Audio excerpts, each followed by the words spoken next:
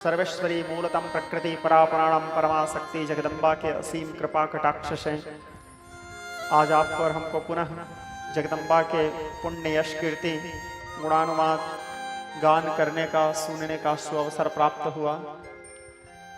तृतीय दिवस की कथा, कल जो कथा मैं आप लोगों को सुनाने का अल्प प्रयास कर रहा था उसमें सृष्टि निरूपण की कथा बताने का प्रयास किया। संपूर्ण सृष्टि तो मैं भी वर्णन नहीं कर सकता और कोई नहीं कर सकते, जो मेरे से बन पड़ा आपको बताने की कोशिश किया। और आखिरी हम लोग पहुंचे थे स्वयंभू मनु अरु सतरूपा जिनसे भयनर सृष्टि अनूपा। यहीं पे हमारा कथा कल आकर के विश्राम हुआ था। मनु और शत्रुपा तक हमारा सृष्टि हुआ था और मनु और शत्रुपा गांधर्व विवाह करने के उपरांत जब भगवान वराह के द्वारा पृथ्वी का उद्धार करके लाके धरी वराह बपू एक निपाता वराह को ला करके ब्रह्मा जी को प्रदान किए, तो ब्रह्मा जी उसको महाराज मनु को दिए और महाराज मनु पृथ्वी के ऊपर में फिर सृष्टि के कार्य आरंभ किए। जब सृष्टि के कार्य आरंभ किए तो सर्वप्रथम महाराज मनु के द्वारा देवी शत्रुपा के गर्भ से 3 बेटियों का जन्म हुआ, आकुची, प्रसूति और देवहूति। इसके उपरांत 2 पुत्रों का जन्म हुआ। बड़े बेटा का नाम था प्रिव्रत और छोटे बेटा का नाम था उत्तानपाद। अब आकुची, प्रसूति और देवहूति के चरित्र को वर्णन करते हुए श्री सूत जी महाराज सौनक आदि के ऋषियों से निमिषारण्य तीर्थ में कहे कि ऋषियों, महाराज मनु आकुची नाम के जो कन्या थे उसको रुचि प्रजापति को प्रदान किए और आकुची नाम के कन्या के द्वारा रुचि प्रजापति के तरफ से ओर से एक पुत्र का जन्म हुआ, जिस पुत्र का नाम था यज्ञ नारायण, जो भगवान श्रीमन नारायण के 24 अवतारों में से एक अवतार हैं। वैदिक ब्राह्मण लोग जिस समय यज्ञादि कार्य करते हैं तो यज्ञ नारायण की ही ध्यान करके ओम यज्ञेन यज्ञामाय जन्ता देवास्तानि धर्मानि प्रथा, ऐसे हमारे पंडित जी लोग बोलते हैं। नहीं, हमको वेद मंत्र नहीं आता। तो यज्ञ नारायण भगवान का जन्म हुआ, उसी दिन से पृथ्वी में यज्ञ आदि वैदिक कार्य आरंभ हुए। ये पहली बेटी था। अब उसके जो दूसरी नंबर की बेटी थी जिसका नाम था प्रसूति को दक्ष प्रजापति को प्रदान किया गया। ये दक्ष प्रजापति कौन है? ये ब्रह्मा जी के पुत्र हैं। दक्ष प्रजापति को प्रदान करने के उपरांत दक्ष प्रजापति के द्वारा प्रसूति के गर्भ से, ऐसे तो बहुत से बेटियों के वर्णन आता है क्योंकि जो 27 नक्षत्र हैं ये भी दक्ष प्रजापति की ही बेटी है। रोहिणी है, अश्वनी है, कृतिका है, भरणी है, अश्लेषा है, ये सब दक्ष कन्याएं हैं। दीति, अदिति, कद्रू, विनीता, ये सब दक्ष कन्या हैं, जिसमें 13 मुख्य कन्याएं माने गए, जिसमें 10 शांति आदि, जिसमें धर्म देवता के साथ उनका विवाह किया गया। एक बेटी थी जिसका नाम था स्वाहा, उसका विवाह दक्ष प्रजापति अग्नि देवता के साथ किए, इसलिए अग्नि में आहुति देते समय स्वाहा शब्द का उच्चारण किया जाता है। वो अग्नि की पत्नी है। एक बेटी थी जिसका नाम था स्वधा, उसको अर्यमा ऋषि को प्रदान किया गया। अर्यमा ऋषि कौन है? ये पितरों के मुखिया हैं। अर्चितानाम मृतानाम पितृणाम दिव्य तेजसाम रुचिरुवाच, पितृसूक्त में आता है। तो पितरों के जो मुखिया हैं अर्यमा ऋषि, उनको दिए स्वधा नाम के कन्या को। एक बेटी जो थी वो आदि शक्ति थी, स्वयं सबसे छोटी बेटी, जिसका नाम था सती, उनको सर्वेश्वर भगवान सदाशिव को प्रदान किया। ये दक्ष पुत्रियों के गाथा। दक्ष के कुछ पुत्र भी हुए थे, लेकिन नारद जी क्या किए, उन पुत्रों को इतने विचित्र ज्ञान दिए कि वो सारे पुत्र घर द्वार छोड़ के दंड कमंडल लेकर के साधु बन गए।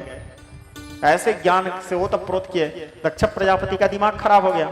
दक्ष प्रजापति नारद जी को श्राप दिए फिर कि तुम्हारे कारण मेरे, अरे एक बेटा तो घर में रहना चाहिए था, मैं मर जाऊंगा तो मेरे को आग मिट्टी देने वाला कोई बेटा नहीं है, मेरे सारे बेटा को बैरागी बना दिए, सारे बेटा को योगी बना दिए तुम, और तुम्हारे उपदेश पा करके मेरे पुत्र ऐसे हो गए। जाओ मैं तुमको श्राप देता हूं नारद जी, तुम बैठ करके समझाए थे ना मेरे बेटा को, जाओ मैं तुमको श्राप देता हूं कि आज के बाद तुम कभी भी किसी एक स्थान में नहीं टिक पाओगे। दक्ष प्रजापति के श्राप था, इसलिए नारद जी कभी भी कोई एक स्थान में नहीं रहते, वो घूमते रहते हैं, भ्रमण करते रहते हैं। तो ये दूसरी नंबर की बेटी प्रसूति की कथा। अब उनकी जो तीसरी नंबर की बेटी थी जिसका नाम था देवहूति, उनको कर्दम मुनि को प्रदान किया गया था। ये कर्दम मुनि कौन है? ये ब्रह्मा जी के पीठ से जो बालक का जन्म हुआ था, कल बताया था मैं आप लोगों को, उसी का नाम है कर्दम। नाम से ही स्पष्ट है, जो इंद्रियों को दमन करे वो है कर्दम। कर्दम जी बड़े विचित्र विलक्षण योगी थे। करदम जी ब्रह्मा जी महाराज मनु को आकर के बोले, महाराज मनु तुम्हारी ये जो बेटी है देवहूति, इसको करदम मुनि को प्रदान कर देना। ब्रह्मा जी के आदेश प्राप्त करके करदम मुनि के पास गए। कौन? महाराज मनु, अपने बेटी को लेकर के। और लेने के बाद करदम मुनि से बोले कि मैं अपने बेटी का ब्याह आपसे करना चाहता हूँ। करदम मुनि बोले, एक शर्त में मैं आपकी बेटी से ब्याह करूंगा। एक तो ऐसे भी मैं विवाह करने के मूड में नहीं हूं, फिर भी आप बोल रहे हो कर लूंगा, आप बोल रहे हो इसलिए, लेकिन एक शर्त है। बोले क्या शर्त? एक संतान जन्म देने के बाद मैं तुम्हारे बेटी को छोड़ के दंड कमंडल लेके वन के मार्ग प्रस्थान कर दूंगा। एक संतान जन्म देने के बाद। महाराज मनु का दिमाग खराब। अब कोई भी पिता के सामने उसके होने वाला जमाता ये बोलेगा एक बच्चे जन्म देने के बाद मैं तुम्हारे बेटी को छोड़ दूंगा, तो कौन बाप उसको अपने बेटी को देगा? महाराज मनु घबरा गए। लेकिन देवहूति अपने पिताजी से कहती है, पिताजी आप चिंता मत करो, मैं देख लूंगी ये कितने बड़े तपस्वी हैं पिताजी। ये नारी का आत्मबल। कल के परसों के कथा में मैं आप लोगों को बताया था कि नारी क्या नहीं कर सकती। श्रोता समाज, यदि वो अपने आप में अड़ गई तो नारी दिवस नर सकल गोसाई नाचही नट मरकट किनाई, कठपुतली के समान नचाती है फिर। ठीक है, नारी अबला नहीं सबला है, और मेरे हिसाब से तो सबला भी नहीं प्रबला है। ठीक है, नारी कभी साधारण नहीं हो सकती। नारी को प्रकृति का श्रृंगार माना गया है। हमारे सदग्रंथों में सदैव नारी के कई लोग नारी को अपमान की दृष्टि से देखते हैं, नारी को तुच्छ समझते हैं। नारी तुच्छ नहीं है, नारी को प्रकृति के श्रृंगार माना गया है। हमारे सृष्टि में आप देखो, संसार में सबसे पहले पुरुष लोग नहीं आए हैं, नारी लोग आए हैं। महाराज मनु सबसे पहले 3 बेटियों को जन्म दिए हैं। हमारे सदग्रंथों में यहां तक बताया जाता है, विवाह के उपरांत यदि किसी के घर में पहले संतान बेटी होती है तो वो पिता कभी दरिद्र नहीं होता। पहली संतान यदि बेटी होती है तो वो पिता कभी दरिद्र नहीं होता, वो सौभाग्यशाली पिता होते हैं। जो पहले, आप सभी लोगों से मेरा अनुरोध है, यदि आप लोग जो विवाह नहीं हुआ है, सारे यूथ जितने बैठे हैं, मेरे सारे बहनें एवं मेरे सारे भाइयों, भगवान से कामना करना कि विवाह होने के उपरांत हमारे घर में सबसे पहले संतान बेटी ही जन्म ले, क्योंकि प्रकृति के श्रृंगार है। हमारे सदग्रंथों में सदैव नारी को ऊंचा स्थान दिया गया है, उच्च स्थान दिया गया। नारायण जी से पहले लक्ष्मी जी का नाम आता है, लक्ष्मी नारायण बोलते हैं, कभी नारायण लक्ष्मी नहीं बोलते। सीताराम बोलते हैं, राधे श्याम बोलते हैं, उमा महेश्वर बोलते हैं। पहले जगदम्बा का नाम है, पहले शक्ति का नाम लिया जाता है, उसके बाद पुरुष। नारी का सदैव सम्मान करो, नारी आदरणीय है। हमारे ग्रंथों में तो यहाँ तक आता है, जिस स्थान में किसी नारी का अपमान होता है, जिस स्थान में यदि कोई नारी के आंख से आंसू बहता है, उस स्थान में अनेक प्रकार के दुर्भिक्ष हो जाते हैं, अकाल मृत्यु होता है उस घर में। जिस घर के नारियों के आंख से आंसू बहता है, दुखी रहती है। यत्र नार्यस्ते पूज्यन्ते रमन्ते तत्र देवता। जिस घर में नारी का सम्मान होता है, जिस घर में नारी का आदर होता है, संसार के सारे देवी देवता उस घर को अपना स्थान मानते हैं। इतने पवित्र माना गया है। तो सदैव नारी का सम्मान करो, सदैव नारी का आदर करो। लेकिन सम्मान करो इसका मतलब ये भी नहीं कि एक ठो कुर्सी में बैठा लो और आरती थाली सजा करके ओम जय अम्बे गौरी, ऐसे भी मत कर दो। ठीक है, नारी के ऊपर में नियंत्रण आवश्यक है। ठीक है, क्योंकि नारी का श्रृंगार क्या है? देखो, नारी प्रकृति का श्रृंगार है, लेकिन नारी का श्रृंगार क्या है? लज्जा। विष्णुगुप्त कौटिल्य चाणक्य जी अपने चाणक्य नीति में कहते हैं, सिरो यदव गुणितम सहजरूढ़ लज्जाननम गतम च परिमंथारम चरण कोटि लग्नौ दृशौ वचनम च परिमंथारम सुमधुरम मधुरम वचः। एक नारी के जीवन का सबसे महत्वपूर्ण है लज्जा। तो नारी कभी साधारण, और गोस्वामी जी तो एक शब्द लिखते हैं, काहन पावक जारी सकै काहन सिंधु समाय, अकान करे अबला प्रबल। प्रबल नारी क्या नहीं कर सकती? काल काहू नहीं खाए, मृग नैनी के नैन सर को असलाग न जाहि। नारी के नैन बाण किसे नहीं लगा है इस संसार में। नारद का गर्व मिटाया था तुम विश्व मोहिनी दिखलाई, शंकर अज कर डाले तब बचे कौन नर बतलाई। भगवान शंकर का दिमाग हिल गया था, समय आया था तो जो योगेश्वर हैं, योगेश्वर से योगीश्वर बन गए वो। नारद जी जैसे ब्रह्मचारी, कल हल्का से संक्षिप्त रूप से वर्णन करने की कोशिश किया था। नारद जी जैसे अखंड बाल ब्रह्मचारी जो निरंतर ब्रह्म चिंतन करते रहते हैं, जो निरंतर नारायण नाम का जाप करते हैं। और नारायण नाम क्या है? देखो श्रोता समाज, संसार में तो अनेक प्रकार के मंत्र हैं, लेकिन नारायण नाम के समान कोई मंत्र नहीं है। ब्रह्म नारायण शीर्षम में वेद मंत्र कहता है, ब्रह्मा नारायण विष्णु नारायण वेद कहता है शिवश्च नारायण रुद्रश्च नारायण कालश्च नारायण दिशश्च नारायण विदिशश्च नारायण उर्दश्च नारायण वेदं सर्वं जगभूतं जद्भात्यमं निष्कलो निर्विकल्पो निरञ्जनो निराख्यातः शुद्धो देवा एको नारायणो द्वितीयोऽसि कश्चित् यत् एवं वेद अविष्णुरेव भवते ओम इत्येकाक्षरं नमः इति द्वयाक्षरे नारायणायेति पंचाक्षराणि एतद्वे नारायण साष्टाक्षरं परं मध्यं ग्रहं रतं सर्वमायुरेति सर्वमिन्द्रेति प्रजां तत्त्वगानन्दं ब्रह्म पुरुषं प्रणवस्वरूपम् अकार उकार मकार इति समुज्जमति यमत्तावच्चतर योगी जन्म संसार बन्धनात् वैकुंठ भुवनं गच्छते तदिदं परमं पुण्डरीक विज्ञान घनं तस्मात् तडितावमत्र ब्रह्मण्यो देवकी पुत्र ब्रह्मण्यो मधुसूदनः ब्रह्मण्यो पुण्डरीकाक्षो ब्रह्मण्यो विष्णुरुच्यते सर्वभूतं तमेकं मे नारायण कारणस्वरूप परब्रह्मकम् एतत्तस्य संयोधीते सायमध्यानो दिवसकृतं पापं नास्यते प्रातर्ध्यानो रात्रिकृतं पापं नास्यते मध्यमानो धिवानो आपो भवति तत् पंचमहापापपोपपाप प्रपुच्यते सर्ववेद पारायण पुण्यं लभते श्रवणनारायण सायुज्यमवाप्नोति य एवं वेद उपनिषद। यह नारायण नाम की महिमा। नारायणं परा वेदा नारायणं परा गजा नारायणं परा शास्त्रा नारायणं परायणः। तो विज्ञ स्नेहि स्वजन नारायण नाम के समान पवित्र कोई नाम नहीं। यस्य स्मरण मात्रेण जन्म संसार बंधनात् जासु नाम सुमिरत एक बारा उतर ही नर भव सिंधु अपारा आवागमन के बंधन से मुक्त हो जाते हैं।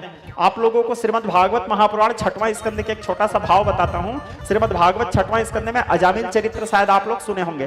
कान्य कुब्जवन से उत्पन्ने कश्चित दासीपति अजामिलः नामना नष्ट सदाचारो दास्यः संसर्ग दूषिताः। भागवत जी के श्लोक। नारायण नाम के प्रभाव से बच गए। अजामिल नारायण नाम के प्रभाव से बच गए। विष्णुदूत के अनुकंपा हुआ। अब यमराज के जो दूत थे यमलोक पहुंचे। यमलोक पहुंचने के उपरांत यमराज बोले कैसे जी एकदम दुखी लग रहे हो। बोले आज के बाद हम आपके नौकरी नहीं करेंगे महाराज। बोले क्यों क्या हो गया। बोले रिस्पेक्ट हमारा इज्जत नहीं है महाराज धरती लोक में। पहले हम धरती लोक जाते थे तो लोग कांपते थे जमदूत आया है। अब हमको धरती लोक से धुतकार के भगा दिए महाराज। बोले कौन भगा दिया जी क्या हुआ। और विष्णु के दूत भगा दिए महाराज। बोले क्यों क्या हो गया। वो एक घोर पापी था महाराज पूरे जीवन भर पाप किया है। हाँ तो क्या हुआ उसको लेने गए थे हम। बोले हाँ तो बोले वो मरते समय 2 बार नारायण नारायण बोल दिया था महाराज इसीलिए विष्णुदूत पहुंच गए और विष्णुदूत पहुंच के हमको वहां से भगा दिए। यमराज को बताने के लिए यमदूतों के मुख से 2 बार नारायण नाम निकला। 2 बार जब नारायण नाम निकला तो यमलोक में यानी यमपुरी में नरक में जितने वैरायटी के पापी लोग थे और जितने वैरायटी का नरक था वैतरणी कुंभिपाकम सुसीमुखम अंधकूपम इत्यादि जितने भी प्रकार के ब्रांड था वहां है नरक भोगवाने का। जितने पापी वहां पाप भोग रहे थे सारे पापी पाप मुक्त होकर के बैकुंठ चले गए। पूरा नरक खाली। यमराज का दिमाग खराब। यमराज बोला क्या हुआ। यमदूतों को बुलाया। बोला हे इधर आओ। फिर कान में बोले धीरे से अरे मूर्खों इस नाम को यहां नहीं लिया जाता। बोले क्यों क्या हुआ क्यों नहीं लिया जाता। बोले देख नहीं रहे पूरा नरक खाली हो गया। जा सुनाम सुमिरत इक बारा उतर ही नर भव सिंधु पारा।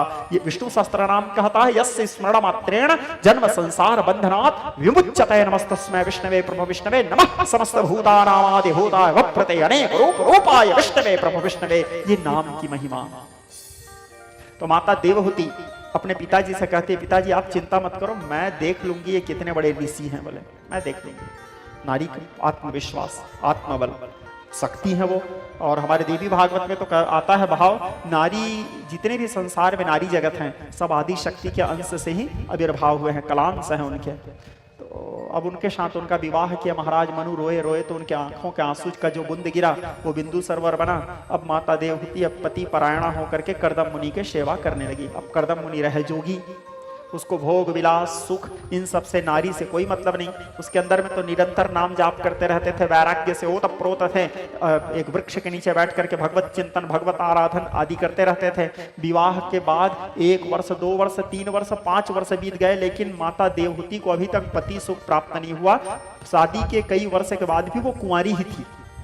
हाँ, लेकिन पातिव्रतांचयो धर्म, अखंड पातिव्रत धर्म पालन करते हुए अपने पति के चरणों की सेवा कर रही थी। उसके जीवन का एक ही सिद्धांत था, एक ही धर्म एक व्रत नेमा, काया वचन मन पति पद प्रेमा। मन वचन कर्म से केवल पति के चरणों में प्रेम, पति ब्रह्मा पति विष्णु पति देवो महेश्वर, केवल यही भाव था उसके अंदर में। पति के चरणों की सेवा करती थी। महाराज कर्दम मुनि जब तपस्या करने बैठते थे, ध्यान करने बैठते थे, धधकते हुए धूप प्रचंड धूप में अपने आंचल को फैला के उसको छांव देती थी।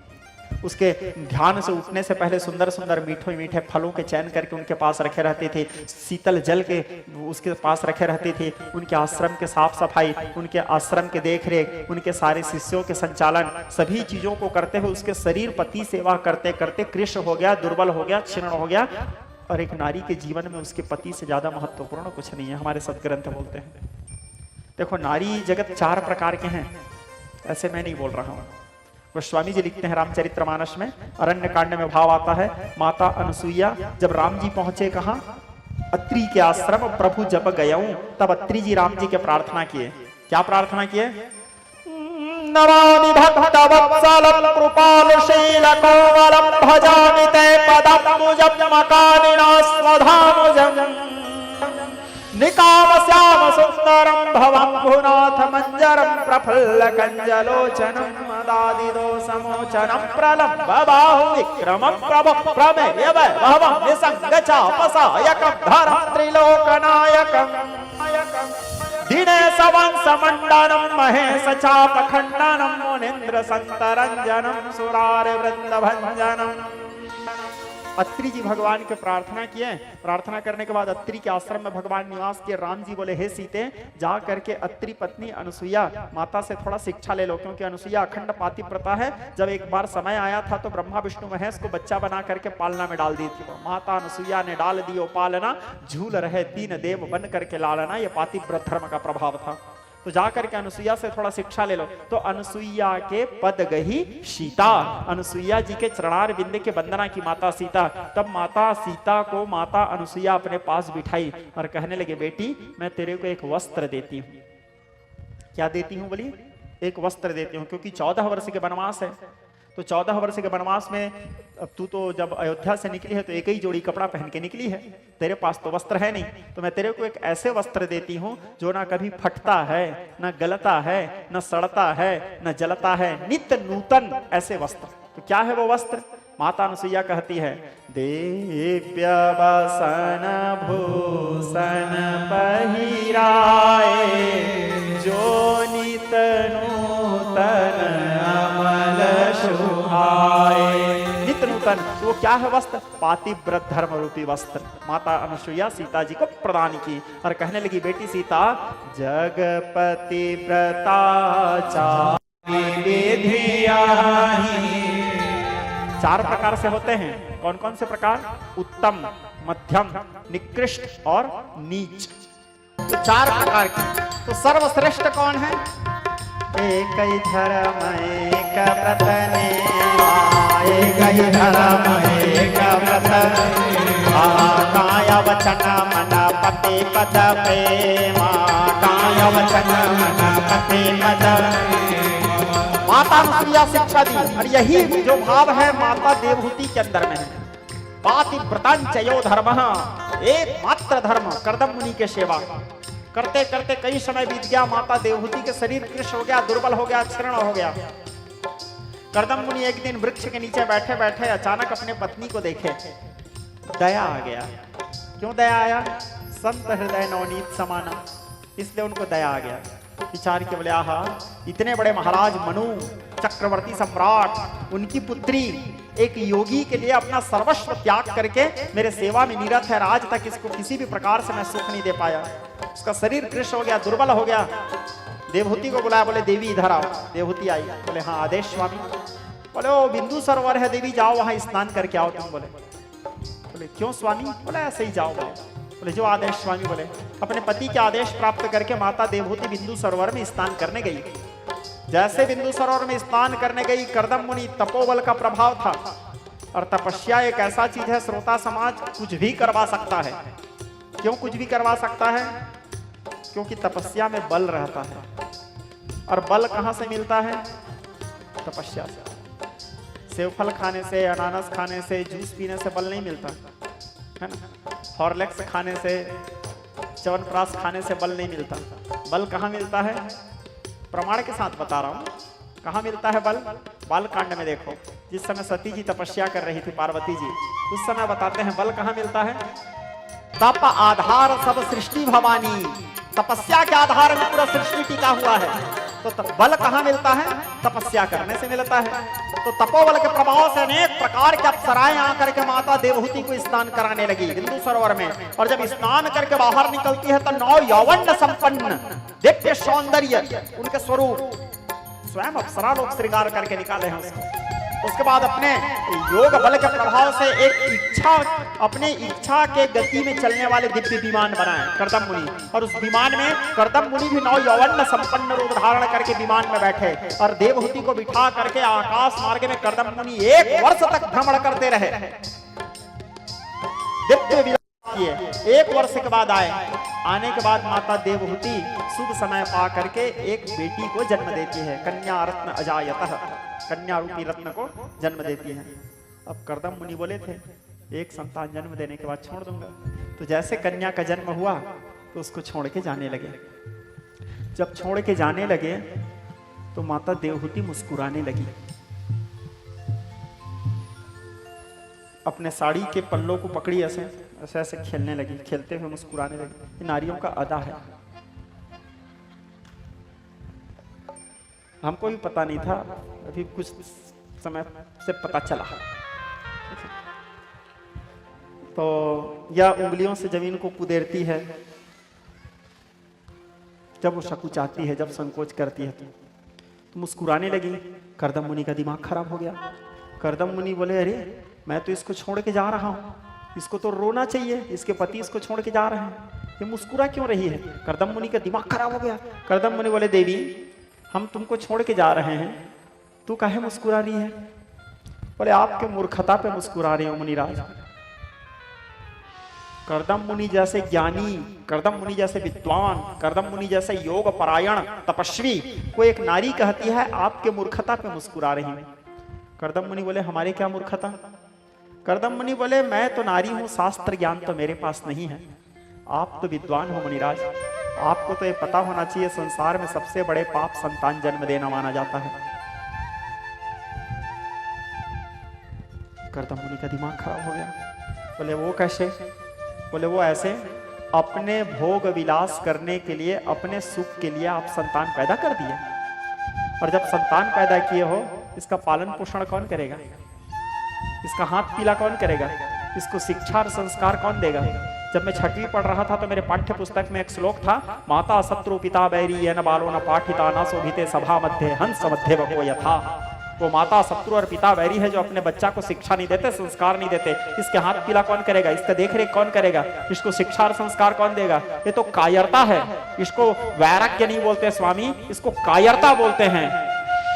जो आप छोड़ के जा रहे हो, संतान जन्म दिए हो तो इसका भरण पोषण करो, इसका पालन करो, इसके हाथ पीला करो। उसके बाद अपने कर्तव्य को कंप्लीट करने के बाद, अपने संपूर्ण कर्तव्य को निभाने के बाद आप भगवत चिंतन करने के लिए घर छोड़ के जाते हो, वो सच्चा वैराग्य है स्वामी। कर्दम मुनि बोले बात तो सही है। रुक गए कर्दम मुनि। अब थोड़ी देर पहले मैं आप लोगों को एक बात बोला था, याद करो।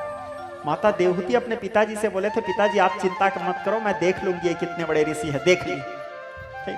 रुक गए कर्दम मुनि। अब रुकने के बाद दूसरी बेटी, तीसरी बेटी, चौथी बेटी, ऐसे करते करते कर्दम मुनि के द्वारा माता देवहूति के गर्भ से 9 कन्याओं का जन्म हुआ। उन 9 कन्याओं का पालन पोषण किए, उनको शिक्षा संस्कार दिए, 9 ऋषियों के साथ उनका विवाह किए, और 10वें नंबर में फिर भगवान श्री हरि नारायण के 24वें नंबर के 24वें अवतार में 5वें नंबर के अवतार पंचमें कपिलो नामः कपिल नारायण जी का जन्म हुआ। बोलिए कपिल नारायण भगवान की। कपिल नारायण के जन्म होने के बाद फिर कर्दम मुनि समझ गए तो साक्षात नारायण हैं। तब उस बालक के पास आकर के हाथ जोड़ के बोले, पुत्र मैं जानता हूं तुम साक्षात नारायण हो, तुम्हारे पालन पोषण की आवश्यकता नहीं है, तुम तो संसार के पालक हो, अब मैं जा रहा हूं मेरे कार्य के लिए। इस प्रकार कह के अपने पुत्र की परिक्रमा करके वन के मार्ग गए, भगवत भक्ति करते हुए मोक्ष के अधिकारी हुए। अब माता देवहूति कपिल नारायण के पालन पोषण करने लगी। कपिल नारायण धीरे धीरे बड़े होने लगे। बड़े होते होते होते 16 वर्ष की अवस्था में आए। जब 16 वर्ष की अवस्था में आए तो एक दिन बड़ वृक्ष के नीचे ध्यानस्थ अवस्था में बैठे हुए थे 9 यौवन संपन्न बालक। कौन? कपिल नारायण। माता देवहूति भी जानती थी मेरा बेटा साक्षात भगवान है। आई, उनके चरणों में वंदन किए, और वंदन करने के बाद कहती है, पुत्र मैं जानती हूं कि तुम साक्षात नारायण हो। हे पुत्र, मेरे अंदर में एक बात है, एक जिज्ञासा है। यद्यपि जो सीता नहीं अधिकारी, यद्यपि मेरे में वो अधिकार नहीं है, वो योग्यता नहीं है, लेकिन मेरे को जानने की इच्छा है। कपिल नारायण कहे, क्या बात है माता?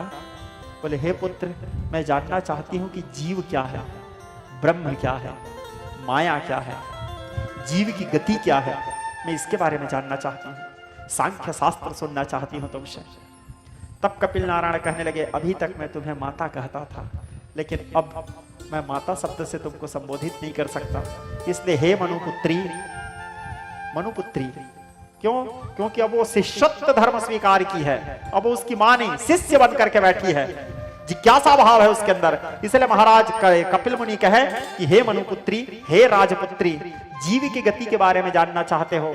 सुनो देवी, सुनो माँ तू यह अकत कहानी, समुझत सरिसन जात बखानी, ईश्वर अंश जीव विनाशी, चेतन अमल सहज सुख राशि, परवश जीव स्ववश भगवंता, जीव अनेक एक श्रीकंता। कहने लगे, हे राजपुत्री, माता और पिता के रज और वीर्य के मेले से सर्वप्रथम जीव एक अणु के रूप में मां के गर्भ में निवास करते हैं। इस जो बता रहा हूं ये आप और हम सब लोग यही किए हैं, हम सब के साथ यही हुआ है। देखो साइंस तो आज खोजा है 200-300 वर्ष 400 कुछ वर्षों से पहले, लेकिन आज से 5500 वर्ष पूर्व महर्षि वेदव्यास जी श्रीमद् भागवत महापुराण के सांख्य शास्त्र में इसको वर्णन कर चुके हैं। यह सनातन देवी भागवत में महर्षि वेदव्यास जी पहले इनका उल्लेख कर चुके हैं। ठीक, मंगल ग्रह को अभी खोजा गया है, लेकिन हम लोग शुरू से मंगल ग्रह का पूजा करते आ रहे हैं। वैज्ञानिकों को कहां से पता चला मंगल ग्रह नाम का कोई चीज है? सुने, हाँ, क्या है मंगल का मंत्र? पुत्र, विवेक। मंगल का मंत्र क्या है? अग्नेर्मर्धात् हरे आमा, हरे आमा अग्नेर्मर्धा देवाः काकोत्पतेः पृथिव्या हयं मायापा गुं रेता गुं सिजिन्वते।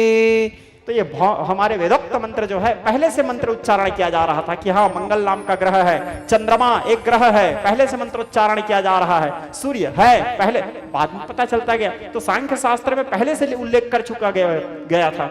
तो जीव कैसे रहते हैं? माता और पिता के रज और वीर्य के मेल से एक अंश के रूप में गर्भ में विराजमान रहते हैं। धीरे धीरे वो वृद्धि करने लगता है। प्रथम महीने में एक सुपारी के समान मांस की पिंड बनता है, द्वितीय महीने में एक अंडाकार मांस की पिंड बनता है, तृतीय महीने में वह मांस की पिंड वृद्धि करने लगता है। ये कपिल नारायण बता रहे हैं अपने माता देवहूति को, वृद्धि करने लगता है। चतुर्थ महीना जब लगता है तो उसके पैर, उसके हाथ आदि के संरचना होने लगते हैं। 5वें महीने में उसके नस, उसके नाड़ियां, हड्डी आदि ये सारे चीजों के संरचना होने लगते हैं, और उसके नख, चर्म, रक्त, मांस, वसा, मज्जा ये सभी की संरचना होने लगते हैं। 6वें महीने में उसके शरीर संपूर्ण रूप से निर्मित होते हैं। नेत्र आदि, मुख आदि, कान, नासिका इत्यादि शरीरस्य 9 छिद्रम, उसके शरीर में 9 प्रकार के छिद्र रहते हैं। आपके और हम सबके शरीर में 9 प्रकार के छिद्र हैं। ठीक है, कभी अनुभव करना। शरीरस्य 9 छिद्रम व्याधिग्रस्त करे वरम, गरुड़ पुराण कहता है। 9 प्रकार के छिद्र हम सबके अंदर में हैं। तो वो होने लगता है। 7वें महीने में संपूर्ण शरीर की संरचना होता है और वह झिल्ली से आवृत हो जाता है। झिल्ली से आवृत जो होते हैं उसको क्या बोलते हैं? जरायुज। योनि कितने प्रकार के हैं? 84 लाख योनि। 84 लाख योनि को 4 भागों में बांटा गया है, श्वेतज, अंडज, उद्भिज और जरायुज। श्वेतज अर्थात जो पसीना से जन्म लेते हैं, जैसे जुआ, खटमल आदि, श्वेतज। अंडज जो अंडा फोड़ के जन्म लेते हैं, जैसे पक्षियां, जैसे छिपकली, जैसे सर्प अंडज। उद्भिज जो जमीन के अंदर से जन्म लेते हैं, जैसे कछुआ, जैसे जोंक उद्भिज। जरायुज जो झिल्ली से आवृत होकर के जन्म लेते हैं, जैसे गाय बैल, जैसे आप और हम सब लोग झिल्ली से आवृत होकर जन्म लिए हैं, तो झिल्ली से आवृत हो जाता है। उसके बाद माता के द्वारा हमारे शरीर में ऐसे नाड़ियां तो बहुत हैं, लेकिन 3 मुख्य नाड़ी हैं, इला, पिंगला, सुषुम्ना। योग शास्त्र में इसका बृहद रूप से वर्णन भी किया गया है प्राणायाम आदि क्रिया में। तो माता के, और एक नाड़ी है माता के गर्भ में रहता है, उसको बोलते हैं आप्यायनी नाम के नाड़ी। माता के द्वारा खाए गए जो भी अन्न रहता है, उसके रसांश, उसके जो खाते हैं उसके जो अंश है रस के रूप में, वो माता के आप्यायनी नाम के नाड़ी के द्वारा बच्चे के गर्भ में वह न सजाया रहता है, जिससे वह बालक के गर्भ में प्रवेश करता है। माता के द्वारा खाए गए रसांश जिससे वह बालक के पेट भरता है और वह बालक वृद्धि करने लगता है। धीरे धीरे वह बालक वृद्धि करते करते 7वां महीना में व्याकुल होने लगता है और भगवान से प्रार्थना करने लगता है। उस गर्भ में उस बालक को अपने कई जन्मों का बात याद रहता है। कहता है प्रभु इस माँ के पेट रूपी कुंभीपाक नरक से मेरा उद्धार करो, क्योंकि वो कुंभीपाक नरक ही है। मल मूत्र मिष्ठा सब के अंदर में वह आप और हम सब लोग वहीं पड़े थे। ठीक है, इस गर्भ से मेरा उद्धार करो प्रभु, मैं व्याकुल हूं, मैं बाहर निकलने के बाद आपको नहीं भूलूंगा प्रभु, मुझे निकाल दो यहाँ से प्रभु, कृपा करो, करुणा करो। आर्तनाद करता है। 9 महीना 13 दिन में प्रसूति नाम के वायु प्रवाहित होते हैं, जिससे वह योनि द्वार खुलता है, वह जीव इस संसार में आता है। और जैसे आता है गोस्वामी तुलसीदास जी लिखते हैं, भूमि परत भाडावर पानी दीनी माया अर्थात जब आप लोग देखना बरसात में पानी गिरता है, आजकल तो खैर अब गर्मी में भी पानी गिरना शुरू हो गया है, पानी कभी भी गिर जाता है। ठीक है, तो क्योंकि हम प्रकृति के साथ छेड़छाड़ किए हैं तो प्रकृति तो बिगड़ेगा ही। ठीक है, तो जैसे बादल से गिरते समय पानी स्वच्छ रहता है, शुद्ध रहता है, लेकिन जैसे जमीन के स्पर्श पाता है वह मटमैला हो जाता है, गंदा हो जाता है। आते समय तो आप और हम सब लोग शुद्ध थे, स्वच्छ थे, यहाँ आते ही गंदा हो गए। तिमी माया वस जीव, जैसे आते हैं तुरंत माया हमारे अंदर व्याप्त होता है। बालक जन्म लेता है, माँ के स्तनों में उसके मुंह को टिकाया जाता है, बालक दूध पीना शुरू करता है। आप लोग कभी ये विचार किए हो, उस अबोध बालक जो अभी स्कूल भी नहीं गया है, जो ना ये भी नहीं जानता कि ये मेरी माँ है, ये मेरा बाप है, ये मेरी जन्मदात्री है, जो कुछ नहीं जानता, उसको कौन सिखाया कि दूध को खींचा जाता है जिससे दूध अंदर जाएगा, और वो बालक दूध को खींचना शुरू कर देता है। माया, भगवान के ये जो माया है तुरंत हावी होता है वहां पे, जिसके बारे में भगवान श्री कृष्ण प्रभु कहते हैं, अजो अपि सन्निधात्मा भूतानि प्रकृति स्वाहा देवी है सामय नित्या मम माया दुरत्या। ये भगवान की बलवती माया तुरंत उसके ऊपर प्रहार होता है। सीख, आप स्वतः सीख जाता है कि हाँ दूध को खींचना कैसे है। कहां से सीखा वो? खींचता है दूध को, बालक की वृद्धि होने लगता है। जब आप और हम सब, ये केवल मैं वो कपिल नारायण माता देवहूति को उपदेश कर रहे हैं उसको नहीं बता रहा हूं, ये आप और हम लोगों के साथ आप बीती को बता रहा हूं। यही सब आप और हम सब के साथ हुआ है। ठीक है, तो अब सबसे पहले वो प्रेम किससे करता है? कोई भी, आप हम सब लोग अपने माँ के दूध से। हमारा पहला प्रेम क्या है? माँ का दूध। थोड़े से बड़े होते हैं, माँ के दूध से प्रेम हट जाता है। किससे प्रेम करते हैं हम? माँ की गोद से प्रेम करते हैं। दिन भर माँ की गोद में रहना पसंद करेंगे। कोई अचानक उस माँ बच्चे को माँ के गोद से पकड़ लिए, उठा लिए तो रोना शुरू कर देता है चिल्ला चिल्ला के। दोबारा हमारा प्रेम किससे हुआ? माँ की गोद से। और थोड़े बड़े हुए, माँ, देखो हमारा प्रेम भी एक जगह नहीं टिका है अभी तक। पहला प्रेम माँ के स्तनों से, दूसरा प्रेम माँ के गोद से, और थोड़ा बड़े हुए माँ के गोद से प्रेम हट गया, उसके बाद खिलौनों से प्रेम करते हैं। आजकल अब मोबाइल से भी कर रहे हैं बच्चे लोग, खिलौनों से प्रेम करते हैं। और थोड़ा बड़े हुए, खिलौनों से प्रेम हट जाता है, फिर किससे प्रेम करते हैं? पुस्तक कापी से प्रेम करते हैं। दिन भर पढ़ाई पढ़ाई पढ़ाई पढ़ाई। और थोड़ा बड़ा हुए, पुस्तक कापी से प्रेम हट जाता है, फिर तो आप लोग जानते ही हो। ठीक है, और थोड़ा बड़ा हुए, अब वो सीरियस होता है।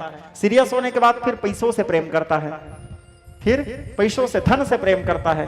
और बड़ा होता है, वो धन से प्रेम हट जाता है, अपनी पत्नी से प्रेम करता है। और थोड़ा बड़ा होता है, पत्नी से प्रेम हट जाता है, उसके बाद अपने बच्चों से प्रेम करता है। और बड़ा होता है, बच्चों से प्रेम हट जाता है, पोता पोतियों से प्रेम करता है। और बड़ा होता, और कितना बड़ा होगा जी, फिर मर जाता है। ऐसे करते करते वो मर जाता है, लेकिन आखिरी तक भगवान से प्रेम नहीं कर पाता। यही मनुष्य के दुर्भाग्य का और दुख का सबसे मुख्य कारण है। इसी कारण मनुष्य भोगता है। आदि गुरु शंकराचार्य जी लिखते हैं चरपट पंजरी नामक स्तोत्र में, क्या लिखते हैं? अन्नम गलितम पलितम तुंडम दसन विहीनम जातम तुंडम वृद्धो याति कृत्वा दंडम तदपि न मुंचति आसा पिंडम भज गोविंदम गोविंदम भज मूढ़मते। पुनरपि जननम पुनरपि मरणम पुनरपि जननी। जठर निवासम, बार बार जन्म ले रहा है, बार बार मर रहा है, सूकर कुकर मच्छर खटमल आदि योनि को भोग रहा है। मनुष्य जन्म भगवान देव दुर्लभ शरीर दिए हैं, इसको भी वह नहीं पहचान पाया और फिर अधोगति को प्राप्त हो गया। तो हमारे पूज्य पिताजी अपने कथाओं में कहा करते थे 84 लाख योनि में घूम आया, अरे नर तर ना सका तू भव सागर अपार है। पूज्य पिताजी कहते थे 84 लाख योनि में घूम आया, अरे नर तर ना सका तू भव सागर अपार है। कूल है अगाध देखो जल जंतुओं से घिरा, पंजर पुरानी पोत पत में पतवार है।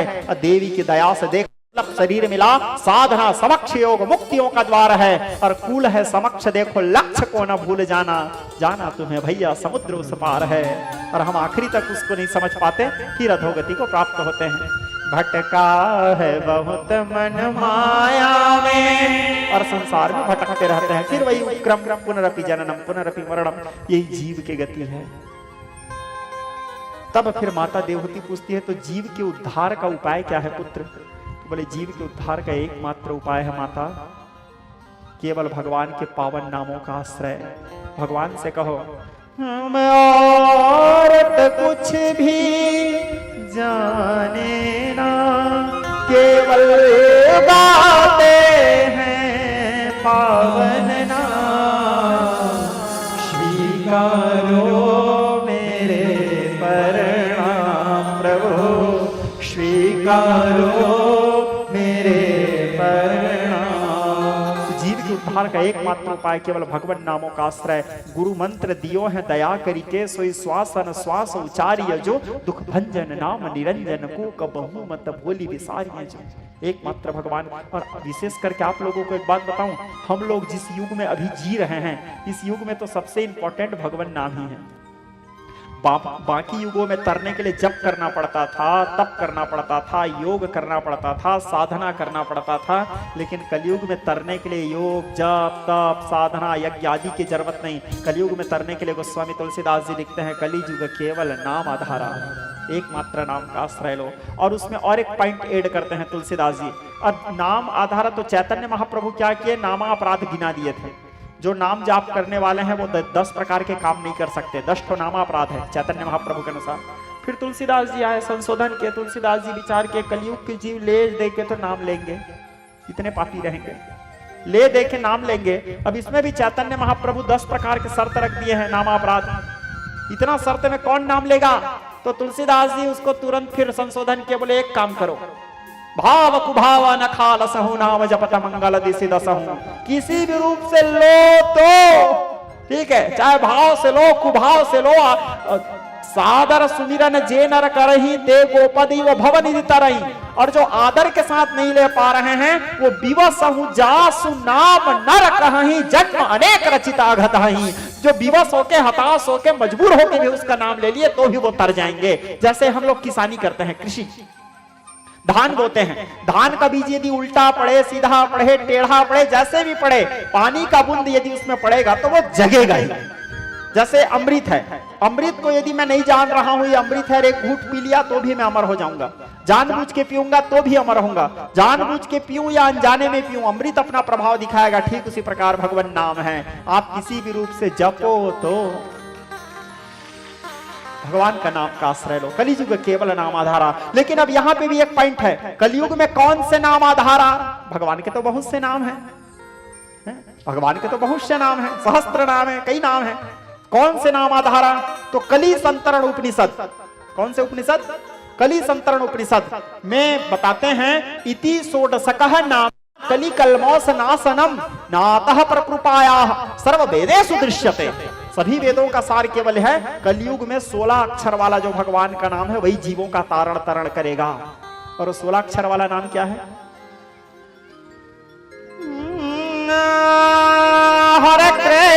हरे कृष्णा कृष्णा कृष्णा हरे हरे, यही है। गिनो 16 अक्षर है। हरे कृष्ण कृष्ण कृष्ण हरे हरे, हरे राम राम राम हरे हरे। इति षोडशकः नामना कलिकलमौसनासनं सर्ववेदेषु दृश्यते। इति षोडशकः नामना, यही 16 अक्षर वाला नाम है। और इसको कैसे भी गाओ आप, चाहे जप करते हुए गाओ, भजन करते हुए गाओ, कीर्तन करते हुए गाओ, ताली बजाते हुए गाओ, नाचते हुए गाओ, किसी भी रूप से गाओ तो सही। भाव कुभाव अनख आलसहूँ, नाम जपत मंगल दिसि दसहूँ। अब यहाँ पे पॉइंट आता है, ये क्या बोला मैं आप लोगों को? भाव कुभाव अनख आलसहूँ। भाव से कौन जपा है, कुभाव से कौन जपा है, अनख से कौन जपा है, और आलस्य से कौन जपा है? फिर प्रश्न उठता है यहाँ। मैंने कहा भाव कुभाव अनख आलसहूँ, नाम जपत मंगल दिसि दसहूँ। तो भाव से कौन जपा, कुभाव से कौन जपा, अनख से कौन जपा, और आलस्य से कौन जपा? तो इसके भी उत्तर हमारे सदग्रंथ देते हैं। बोले भाव सहित शंकर जपो, भाव सहित शंकर जपो, कुभाव जपो पुनि बाली, कुंभकर्ण आलस जपो, अनख जपो दसमौली। तो कपिल नारायण अपने माता को दिव्य ज्ञान प्रदान किए और अपने माता से विदा होकर के गंगा सागर में जाके निवास किए। माता देवहूति कपिल नारायण के बताए गए अनुसार जीवन यापन करते हुए मोक्ष के अधिकारी हुई। ये महाराज मनु के तीनों बेटियों की कथा, आकुची, प्रसूति और देवहूति। अब इनके 2 पुत्र थे जिनके कथा बताता हूं। बड़े बेटा का नाम था प्रिव्रत। प्रिव्रत का मन विवाह में नहीं लगता था। प्रिव्रत के अंदर यह विचारधारा था, असारे खलु संसारे दुख रूपा विमोहिकः। ये संसार असार है, केवल दुख देने वाला है। काते कांता कास्ते पुत्रा संसारो अयमय विचित्रा।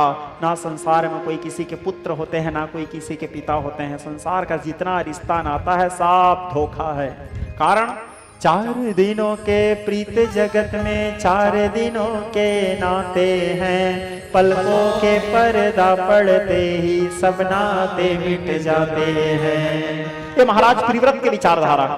घर के स्वामी के जाने पर घर की शुद्धि कराते हैं। पिंडदान कर प्रेतात्मा से अपना पिंड छुड़ाते हैं।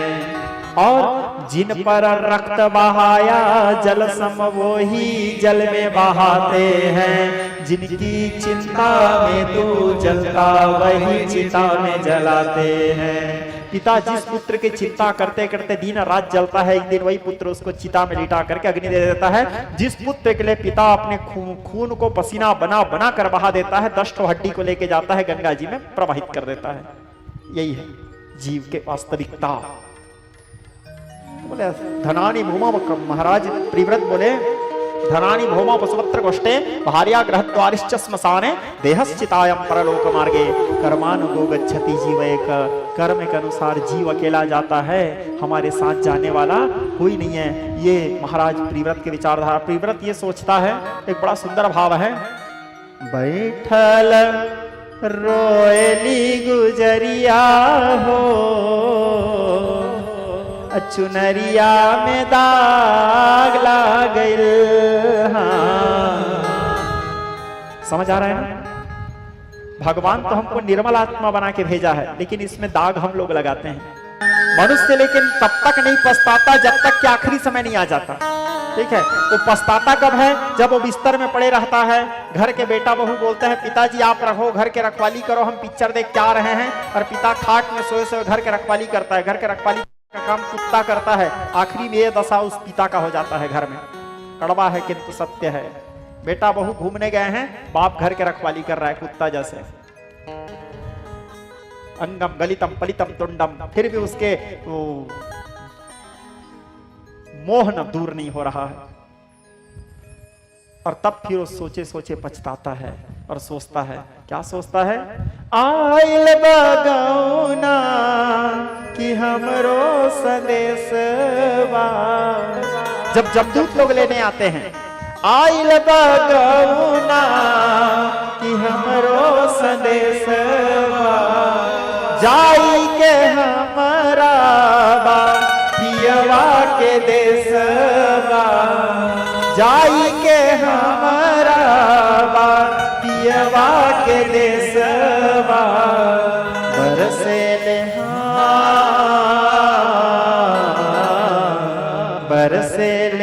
अखियां के बदरिया हो, चुनरिया में दाग लागे, बैठल रोयली गुजरिया हो, चुनरिया में दाग। तब वो बैठे खाट में सोए सोए रोते रहता है, खांसते रहता है। उसके घर वाले लोग भी परेशान हो जाते हैं, डोकरा मरता भी नहीं है सोचते हैं, ठीक है। फिर भी उसके मन का मोह दूर नहीं होता। वो आखिरी तक तिजोरी की चाबी को अपने कन्या में कुचक के रखता है डाल के। अरे अब जाने का समय आ गया, मोह को छोड़ो। शुद्धोसी बुद्धोसी निरंजनोसी संसार माया परिमर्जितोसी संसार स्वप्नम तजमोह निद्रम मदालसा वाक्यमवेहि पुत्र। महारानी मदालसा अपने पुत्रों को उपदेश की थी। तब हम पछताते हैं, बोले अरे ये मैं क्या कर डाला, मैं तो दान नहीं कर पाया, मैं तो धर्म नहीं कर पाया, मैं तो नाम जाप नहीं कर पाया, मैं तो तीर्थाटन नहीं कर पाया, मैं तो गुरु के चरणों की सेवा नहीं कर पाया, मैं तो सत्संग नहीं कर पाया, मैं अपने समाज के लिए कुछ नहीं कर पाया, मैं राष्ट्र के लिए कुछ नहीं कर पाया, मैं देश के लिए कुछ नहीं कर पाया, अपने माता पिता का सेवा नहीं कर पाया, सत्संग नहीं कर पाया। तब पछताता है। तब पछताने से क्या मतलब, आज पछताओगे तो कुछ फायदा है, वहां खाट में सोए से पछताओगे तो क्या फायदा है। तो महाराज प्रिव्रत यही विचारधारा वाले थे। महाराज प्रिव्रत विवाह नहीं करूंगा सोच करके वो चले गए पर्वत, और पर्वत में जाके तपस्या करने लगे। ब्रह्मा जी प्रकट हुए उसके पास। ब्रह्मा जी प्रकट होकर के बोले जाओ पुत्र विवाह करो। प्रिव्रत बोले मैं विवाह नहीं करूंगा। ब्रह्मा जी बोले काहे? बोले विवाह करने के बाद मैं वही सांसारिक प्रपंच में फंस जाऊंगा, भगवत भक्ति नहीं कर पाऊंगा। ब्रह्मा जी उसको समझाया, बोले देखो बेटा 4 आश्रम हैं, ब्रह्मचर्य, गृहस्थ, वानप्रस्थ और संन्यास। 4 आश्रमों में सर्वश्रेष्ठ आश्रम गृहस्थ आश्रम को माना गया। क्यों गृहस्थ आश्रम को सर्वश्रेष्ठ माना गया है? क्योंकि एक गृहस्थ के घर ही एक ब्रह्मचारी जन्म लेता है, एक गृहस्थ के घर ही एक वानप्रस्थी जन्म लेता है, एक गृहस्थ के घर ही एक सन्यासी जन्म लेता है। और तो और भगवान भी जब भी आए हैं एक गृहस्थ के घर में आए हैं। कभी कोई ब्रह्मचारी के घर भगवान आए हैं, कभी कोई सन्यासी के घर में भगवान आए हैं, कभी कोई वानप्रस्थी के घर में भगवान आए हैं। विश्वामित्र जी के बारे में एक छोटा सा जानकारी आपको बताता हूँ। विश्वामित्र जी ब्रह्म के प्राप्ति करने के लिए, ब्रह्म के खोज करने के लिए पत्नी का त्याग कर दिए, राज्य का त्याग कर दिए। विश्वामित्र जी का पहले नाम था विश्वरथ, वो राजा थे, क्षत्रिय राजा थे। ब्रह्म के प्राप्ति के लिए, ब्रह्म के खोज करने के लिए पत्नी, पुत्र, परिवार, राज, वैभव, सुख सब त्याग कर दिए, अन्न का त्याग कर दिए, जल का त्याग कर दिए, कईयों वर्ष तक बैठ के तपस्या किए, समाधि किए, योग किए, त्याग किए, सब किए, लेकिन वो ब्रह्म के एक झलक नहीं देख पाए। प्रत्यक्ष रूप से तो छोड़ो, अप्रत्यक्ष रूप से अनुभव भी नहीं कर पाए ब्रह्म के उस स्वरूप का। थक गए आखिरी में। उसके बाद जिस समय रावण के अनुचर लोग उसको सता रहे थे, तो सहायता लेने के लिए महाराज दशरथ के यहां गए। असुर समूह सतावहि मोहि, महाराज दशरथ के घर में गए। मुनि आगमन सुना जब राजा, महाराज दशरथ सुने कि मेरे द्वार में मुनि आए हैं, सुंदर स्वागत किए, बिठाए। बिठाने के बाद अचानक वहां पर राम और लक्ष्मण दोनों भाई पहुंचे। जैसे राम और लक्ष्मण पहुंचे, राम जी को नीचे से ऊपर विश्वामित्र जी देखे, पहली बार नीचे से ऊपर देखे। और देखने के बाद विश्वामित्र जी कहते हैं, बड़े मार्मिक शब्द बोले। क्या बोले? त्याग ने न पाया जिसे याग ने न पाया, जिसे योग याग साधना में समय गंवाया है। त्याग ने न पाया जिसे, याग ने न पाया जिसे, योग याग साधना में समय गंवाया है। होकर प्रवासी बनवास या उदासी बना, और आज मैं क्या देख रहा हूं? ब्रह्म को विरक्त ने गृहस्थ घर पाया है। जिस ब्रह्म को पाने के लिए मैं विरक्त हो गया, आज वो ब्रह्म गृहस्थ के घर में खेल रहे हैं। तो इसीलिए 4 आश्रमों में सर्वश्रेष्ठ आश्रम गृहस्थ समझाए।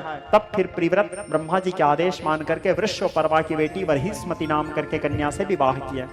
चूंकि वो अपने पत्नी से बहुत प्रेम करते थे, तो अपने पत्नी के नाम से एक नगरी बसाए, जिस नगरी का नाम रखे वरहिष्मतिपुरी। फिर महाराज प्रिव्रत के पुत्र का नाम हुआ अग्नीद। अग्नीद जब योग्य हुआ तो उसको राजगद्दी दे करके महाराज प्रिव्रत बन के मार के चले गए। अग्नीद बहुत काल तक राजकाज किए। अग्नीद के पुत्र हुए महाराज नाभि। नाभि का विवाह मेरू देवी नाम करके कन्या से किया गया। फिर महाराज अग्नीद भी बन के मार के चले गए। अब महाराज नाभि राजा बने। महाराज नाभि के द्वारा मेरू देवी के गर्भ से एक पुत्र का जन्म हुआ, जिनका नाम हुआ ऋषभ देव, जिन्हें जैन धर्म वाले भाई लोग अपना प्रथम तीर्थंकर मानते हैं। नमोणि हंताणम, नवकार मंत्र, ऋषभ देव हुए। ऋषभ देव अपने ही समान कई पुत्रों को जन्म दिए, जिसमें ज्येष्ठ पुत्र का नाम था भरत। जब योग्य हुआ तो भरत को राजगद्दी दे करके महाराज ऋषभ देव भी अरहम के प्रचार करने के लिए वन के मार्ग चले गए। अब महाराज उनके कुछ पुत्र लोग नव योगेश्वर बन गए, कुछ प्रवर्तक ब्राह्मण बन गए, कुछ नैष्टिक ब्रह्मचारी बन गए। अब महाराज भरत राजकाज करने लगे। राजकाज करते करते समय बीतता चला गया, चौथापन आया। महाराज भरत मन में विचार किए, होय न विषय विराग गृह वसत भा चौथापना, हृदय बहुत दुख लाग जन्म गयो हरि भक्ति बिना। मेरा चौथापन आ गया, लेकिन मैं पत्नी के लिए कर्तव्य पालन किया, पुत्र के लिए जो धर्म था निभाया, परिवार के लिए जो धर्म था उसको निभाया, समाज के लिए जो धर्म था उसको निभाया, सबके लिए धर्म पालन किया, सबके लिए अपने कर्तव्य का पालन किया। लेकिन अपने लिए तो मैंने कुछ किया ही नहीं, अपने लिए तो मैंने कुछ किया ही नहीं। तब फिर महाराज प्रिव्रत विचार करते हैं, हो यन विषय विराग अग्रीह वसत भा चौथपना, हृदय बहुत दुख लाग जन्म गयो हरि भक्ति बिना। मुक्ति पाने के लिए कहां पहुंचे वो? गंडकी नदी के किनारे पुलह ऋषि के आश्रम। ये वही गंडकी नदी है जहां शालिग्राम भगवान पाए जाते हैं। ठीक है, नर्मदा नदी के अंदर पाए जाने वाले जो पत्थर होते हैं वो शिवलिंग है, और नर्मदा तो हमारे मध्य प्रदेश में विराजमान है, भगवती आदि कुमारी है। ये आप लोगों का सौभाग्य है। और नर्मदा जी के महिमा का कोई गान नहीं कर सकता। श्रोता समाज, अनंत महिमामयी है माता नर्मदा। ऐसे उल्लेख आता है हमारे सदग्रंथों में कि देखो, सारे पापी लोग जा करके गंगा जी में अपने पाप को धोते हैं, हम सब लोग। ठीक है, तो सब पापी जब अपने पाप धोते हैं तो गंगा जी में कितना पाप हो जाता होगा। सबके पाप को तो वो रख रही है अपने पास। तो गंगा जी साल में एक बार नर्मदा स्नान करने आती है, और जितना पाप संचय हुए रहता है वो सबको भगवती नर्मदा छार छार कर देती है। ये नर्मदा जी की महिमा है। नमामि देवी नर्मदे। रेवा सरकार कहते हैं माता नर्मदा को। अमरकंटक में बाल रूप में विराजमान है। जब भेड़ा घाट पहुंचोगे तो वहां भगवती विशाल रूप धारण की है, और आगे विशाल। और संसार में एकमात्र नदी नर्मदा जी ही हैं। जितने भी नदी हैं सब जा करके बंगाल की खाड़ी यानी हमारे जगन्नाथपुरी के समुद्र में ही समावेश होते हैं। एक माता नर्मदा ही है जो उल्टा बहती है, अरब सागर जाती है वो। क्यों? माता नर्मदा को प्यार में धोखा मिला था। ठीक है, यहां भी लव स्टोरी है। ठीक है, माता नर्मदा की कथा में गुल बकौली आदि कथा है, कभी समय आएगा तो आपको बताऊंगा। तो माता नर्मदा रुष्ट हुई थी, और रुष्ट होकर के पीछे मुड़ करके चली, इसलिए भगवती नर्मदा उल्टा वही है। भगवती रेवा सरकार, शिव तनया माना जाता है उसको, शिव पुत्री माना जाता है। भगवती नर्मदा जी के परिक्रमा का तो और महिमा अनंत है। श्रोता समाज, भगवती आप लोगों के यदि जीवन में सहयोग हो तो एक बार जरूर नर्मदा जी के दर्शन करिएगा। और आप लोगों का तो सौभाग्य है कि मध्य प्रदेश में ही भगवती नर्मदा वहास्मान है, विराजमान है। और उसके बाद भी आप लोग दर्शन नहीं कर पाओगे तो फिर आप लोग अभागे हो। ठीक है, साक्षात कर लिए हो, बहुत बढ़िया बेटा। हाँ, तो विज्ञ स्नेही स्वजन श्री सूत जी महाराज सौनकादि ऋषियों से कहे तो गंडकी नदी की में शालिग्राम भगवान पाए जाते हैं। तो गंडकी नदी के किनारे सूर्य नारायण की उपासना कर रहे थे। सूर्य नारायण इनको चाक्षुषी विद्या प्रदान किए। एक दिन की बात है, वो गंडकी नदी के किनारे में बैठ करके नाम जाप कर रहे थे। अचानक एक दृश्य देखे। एक हिरणी गर्भवती थी। उस गर्भवती हिरणी को देखे तो शेर उसके पीछा करते हुए जा रहे थे। वो हिरणी अपने प्राण बचाने के लिए गंडकी नदी में कूदती है, और कूदने के बाद कुछ दूर में जाकर के प्राण त्याग देती है। लेकिन उस हिरणी का प्रसव हुआ, जिससे हिरण का बच्चा गंडकी नदी में बहने लगा। महाराज भरत मन में विचार करते हैं, अह मृग कुड़का। उस मृग के छौना को ला करके उसका पालन पोषण करने लगते हैं। और महाराज उस मृग के छौना के लिए घास लाना, दूध पिलाना, उसके साथ खेलना, यही सब करने लगे। इसी को बोलते हैं आए थे हरि भजन कौटन लगे कपाश। इतने बड़े राजकाज को छोड़ करके महाराज भरत भगवत भक्ति करने आए थे, और यहाँ आकर के महाराज भरत मृग तृष्णा में पड़ गए। मृग तृष्णा क्या है? कबीरदास जी लिखते हैं, पानी में मीन पियासी मोहे सुन सुन आवत हासी। यही मृग तृष्णा है।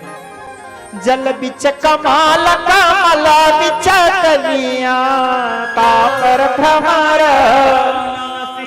जैसे मृगाना भी कस्तूरी बन बन भ्रमत उदासी मोहे सुन सुन आवत हासी।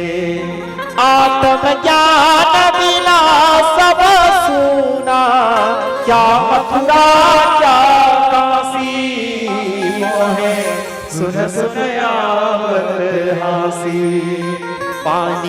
में मीन पियासी मोहे सुन सुन आवत हासी मोहे सुन सुन आवत हासी।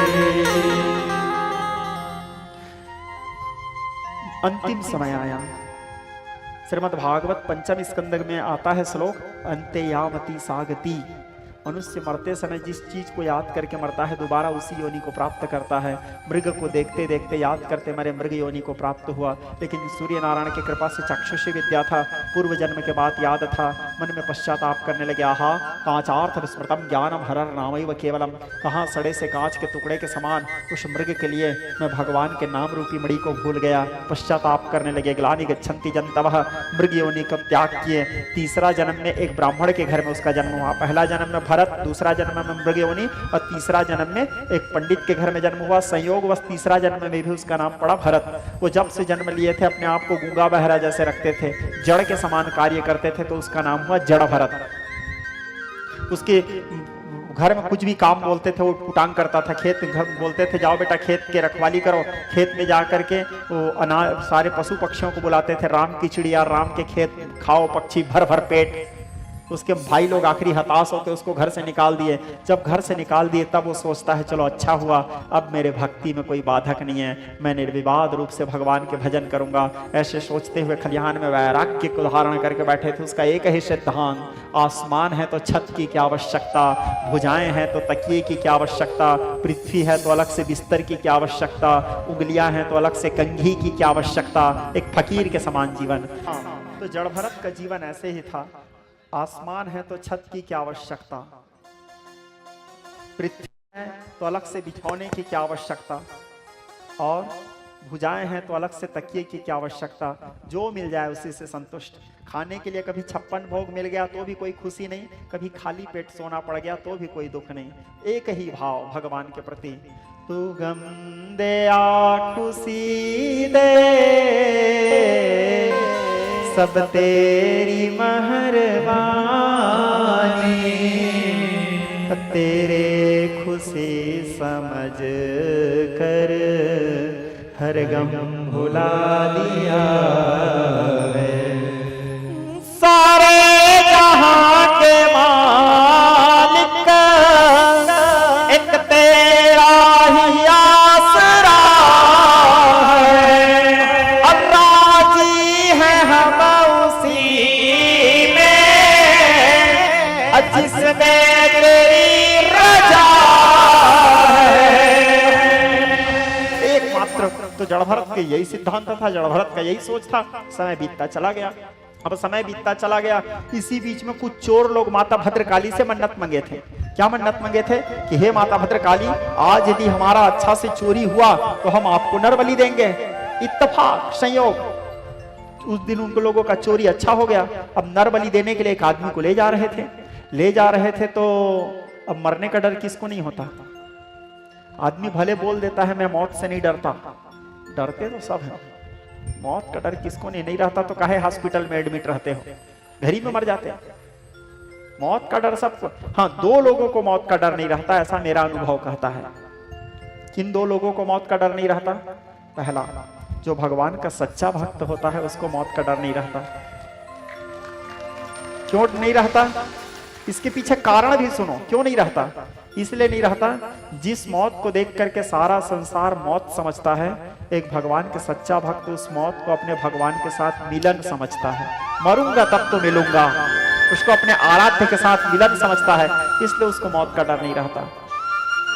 और दूसरा मौत का डर किसको नहीं रहता? ये आजकल के प्यार करने वाले लड़का लड़की लोगों को।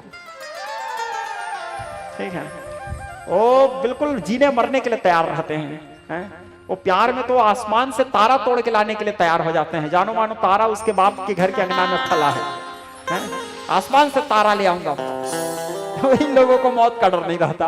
तो सोचता था किसी भी रूप से मेरे को मोक्ष मिलना है। जड़ भरत यही सोच रहे थे, इस प्रकार ही राम जी मेरे को मोक्ष देना चाहते हैं। चले गए माता भद्रकाली के मंदिर गए, उसको स्नान आदि से निवृत्त किया। बलि देने का जो भी विधान रहता है तो साले विधान किए। और विधान करने के बाद जैसे बलि देने के लिए उसके गला में खंजर उठाए थे, जड़ भरत प्रणाम किया था, माता भद्रकाली से नहीं रहा गया।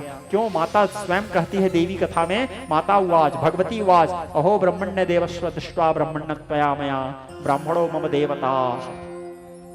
जो ब्राह्मण यदि सच्चा है, जो परोपकार की भावना को रखता है, जो मांस मदिरा आदि सेवन नहीं करता, जो गायत्री का त्रिकाल संध्या करता है, जो हरि गुरु के चरणों का सेवा करता है, जो परोपकारी ब्राह्मण है, जो निरंतर सबके भला चाहता है, ऐसे ब्राह्मण को तो मैं भी देवता मानती हूँ और ऐसे ब्राह्मण के चरणों का पूजा मैं भी करती हूँ। माता महाकाली का उवाच है, ब्राह्मणों मम देवता। माता भद्रकाली से नहीं रहा गया, प्रतिमा से बाहर प्रकट होती है भगवती कराल बदनाम घोराम, विचित्र स्वरूप भगवती का काल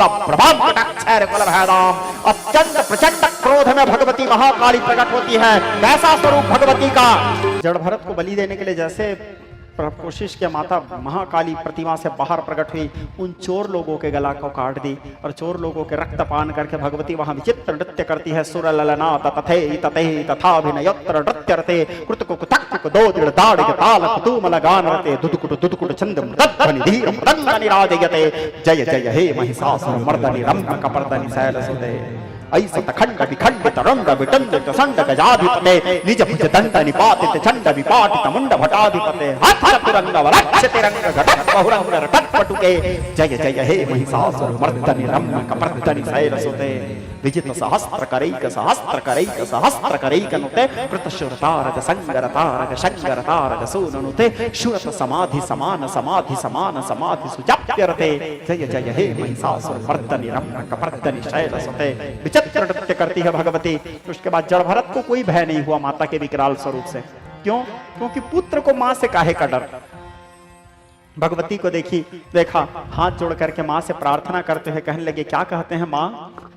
आप लोग भी ये प्रार्थना किया कीजिए माता से। क्या कहता है जड़ भरत? मां जगदम्बे तुम हो जगत जननी मैया, मेरे भी कष्ट निवारो तो जानो, दुनिया की बिगड़ी बनाई है तूने, ये मेरी भी बिगड़ी बना दे तो जानो। नाश किए दैत्य देवों के कारण, मेरे भी शत्रु ये टारो तो जानो, पार किए भव सिंधु से लाखों, मुझको भी पार उतारो तो जानो। न बुद्धि न बल ना ही भक्ति है मुझ में, तंत्र न मंत्र न यंत्र न आए, पूत कपूत चमन है बहु तेरे, माता को माता कभी ना कहलाए, माता को माता कभी ना कहलाए। पुत्र की परम स्नेही है माता, वेदों पुराणों ने समझाया गा के, आया शरण में तुम्हारे भवानी, बैठा तेरे दर पे धोनी रमा के, तुम ही तो वो छोर माता कब से, किसको कहूँ अपना दुखड़ा सुना के, अपने ही नाम की लाज रखो, वरदाती न खाली फिरूं दर पे आके, गोदी बिठाओ या चरण लगाओ, मुझे शक्ति भक्ति का वरदान चाहिए, पतित हूँ तो क्या फिर भी बालक हूँ तेरा, कपूत का भी माता को ध्यान चाहिए, कपूत का भी माता को ध्यान चाहिए। जड़ भरत प्रार्थना किए, माता भद्रकाली उसके सिर को सहला करके आशीर्वाद देके अंतर ध्यान हो जाती है। फिर महाराज जड़ भरत महाराज रघुगण को अनेक प्रकार के उपदेश किए और उपदेश करके महाराज जड़ भरत बचत जीवन में मोक्ष के अधिकारी हुए। ये महाराज मनु के 3 बेटियों की कथा हुआ, आकुति, प्रसूति, देवहूति। अब बड़े बेटा महाराज प्रिव्रत, प्रिव्रत के पुत्र अग्नित, अग्नित के पुत्र नाभि, नाभि के पुत्र महाराज ऋषभदेव, ऋषभदेव के पुत्र भरत, भरत के दूसरा जन्म मृगयोनि, मृगयोनि के बाद अगला जन्म भरत और मोक्ष। यहां तक की कथा। अब महाराज मनु के छोटे जो बेटा थे उनका नाम था महाराज उत्तानपाद। महाराज उत्तानपाद सुनीति नाम के कन्या से विवाह किए। जब उनका संतान नहीं हुआ तो सुरुचि नाम के कन्या से विवाह किए, फिर भी संतान नहीं हुआ। फिर समय पा करके दोनों के यहाँ एक एक संतान हुए। सुनीति के पुत्र हुए ध्रुव और सुरुचि के पुत्र हुए उत्तम कुमार। ये वही बालक ध्रुव है जिनके कथा को श्रीमद् भागवत महापुराण चौथा स्कंद में श्री शुकदेव परमहंस राजा परीक्षित को विस्तार से सुनाए हैं। चूंकि ये देवी भागवत का विषय नहीं है इसलिए इसको यहाँ छोड़ते हुए वही बालक ध्रुव छोटे से उम्र में भगवान नारायण को साक्षात दर्शन कर किए और ध्रुव मरे भी नहीं। जब काल उसको लेने आया तो काल के सिर में पैर रख करके सप्तर्षि मंडल के बीच में जाकर के उत्तर दिशा में निवास किए बालक ध्रुव चिरंजीव। ये महाराज मनु के वंश की कथा। इसी की उपरांत श्री सूत जी महाराज निमिषारण्य तीर्थ में व्यासपीठ में मंचस्थ थे। शौनक आदि के ऋषियों को कथा सुनाते हुए कहे, ऋषियों एक दिन की बात है, महर्षि वेद व्यास जो थे, व्यास जी कौन? जो इस पुराण को लिखे हैं। व्यास जी किसके बेटा हैं? पराशर जी के पुत्र हैं। पराशर किसके पुत्र हैं? शक्ति के पुत्र हैं। शक्ति किसके पुत्र हैं? वशिष्ठ जी के पुत्र हैं। वशिष्ठ किसके पुत्र हैं? ब्रह्मा जी के पुत्र हैं। ब्रह्मा जी कौन है? जो नारायण जी के नाभि कमल से निकले हैं। ठीक है, हाँ, तो वही व्यास जी सरस्वती नदी के किनारे बद्रिकाश्रम में उनका आश्रम था। बद्रीनाथ में, बद्रीनाथ में चारों ओर बेर के जंगल था। बेर को शुद्ध भाषा में बोलते हैं बद्री, बद्री के बन इसलिए बद्रिकाश्रम। तो सरस्वती नदी के किनारे बैठे हुए थे, बड़े उदास होके बैठे थे। इसी बीच में एक दिन की बात है, उदास जब बैठे थे तो एकदा नारदो योगी परानुग्रह कांक्षया पर्यटन विधि मामलोके मर्त्यलोके मुपागतः। एक समय नारद जी परोपकार की इच्छा को लेकर तीनों लोकों में घूमते हुए मृत्युलोक आए। नारद जी आकर के व्यास जी के आश्रम पहुंचे। व्यास जी को देखे, व्यास जी बड़े दुखी होके बैठे थे। व्यास जी को बोले, क्या बात है व्यास, इतने दुखी होके क्यों बैठे हो? तुम्हारे दुख का कारण क्या है? व्यास जी बोले, नारद जी मैं 17 पुराणों की रचना कर चुका हूं। पुराण कितने हैं टोटल? 18 पुराण, 18 उप पुराण। तो व्यास जी बोले, मैं 17 पुराणों की रचना कर दिया हूं, फिर भी न जाने क्यों मेरे को ऐसा लगता है कि कुछ तो कमी है, कुछ तो कमी है, कुछ तो कमी है। अब इस बात को एकदम ध्यान से समझो। मैं अपने कथाओं में इस बात को कई बार बोला हूं, आप लोग YouTube के माध्यम से सुने होंगे। जो ज्ञानी व्यक्ति होता है वो सदैव अपने कमी को खोजते रहता है कि मेरे में और क्या कमी है, मेरे में और क्या कमी है, मेरे में और क्या कमी है।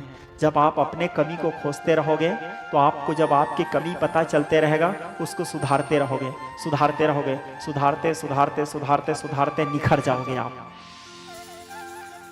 और जो मूर्ख व्यक्ति होता है वो सदैव दूसरों के कमी को खोजते रहता है कि इसमें ये कमी है, उसमें ये कमी है।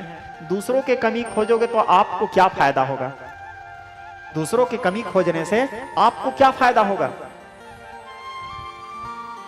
फायदा तो सामने वाले को होगा जिसके कमी आप बता रहे हो।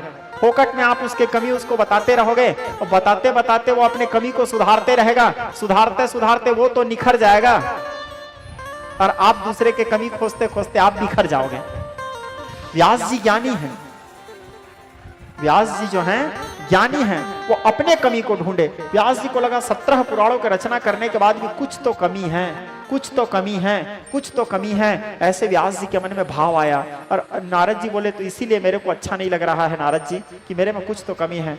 व्यास जी बोले, नारद जी बोले, देखो व्यास जी, आपको इसलिए ऐसे लग रहा है चूंकि आप अभी तक के सभी देवी देवताओं के कथाओं को लिखे हो, लेकिन अभी तक आपने भगवती के संपूर्ण चरित्र को सांगोपांग वर्णन नहीं किया है। देवी के कथा को अभी तक आपने नहीं लिखा है। शिव जी के कथा लिख दिए, राम जी के कथा लिख दिए, कृष्ण जी के कथा लिख दिए, विष्णु जी के कथा लिख दिए, लेकिन अभी तक आपने देवी के कथा कहाँ लिखा है? और देवी तो वो है नारद जी बोले, देवी वो है, देवी प्रपन्नार्ति हरे प्रसीद प्रसीद मातर जगतोखिलस्य प्रसीद विश्वेश्वरी पाहि विश्वम तविश्वरी देवी चराचरस्य। अभी तक आपने देवी के कथा को नहीं लिखा है, इसीलिए आपके मन को शांति नहीं मिल रहा है। तो आप देवी के कथा को लिखो, क्योंकि जब तक के जगदम्बा की कृपा नहीं होगा तब तक के आपके मन को शांति नहीं मिलेगा। अभी तक आपने ब्रह्म के कथा को लिखा है, माया के कथा को आपने नहीं लिखा है, इसलिए माया के कथा को वर्णन कीजिए। बोलिए मां भवानी के। बाप रे, कितना घोर बरसात।